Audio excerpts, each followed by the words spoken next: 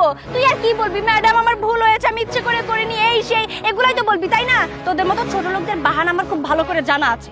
আচ্ছা আপনাদের সমস্যাটা কি কোন তো? আমার গাড়িতে আমি যা ইচ্ছা তাই রাখবো, আপনাদের সমস্যা কি? কি বললি তুই? তোর গাড়ি মানে? কিসের তোর গাড়ি? দেখেছো বোবার মুখে বুলি ফুটেছে। একে তো নোংরা আবর্জনা দিয়ে গা ভর্তি, ছোট লোক যেন কোথাকার, আবার বলছে কি না আমার গাড়ি। এই বাবার জীবনে দেখেছিস এত দামি গাড়ি, বলছিস যে তোর গাড়ি? কি সমস্যা আপনার?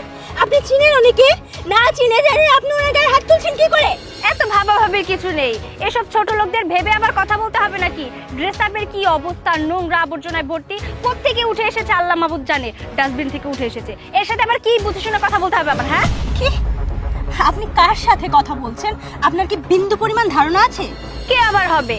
অবশ্যই কামলা হবে, গেটআপ সেটআপ দেখে সেটাই বোঝা যাচ্ছে। হয়তোবা কোনো বাড়িতে কামলা দিয়ে তারপরে বাড়ির দিকে যাচ্ছিল। আর তাছাড়া এরকম কামলা না আমাদের বাড়িতে আমরা 10টা 20টা করে পুষতে পারি।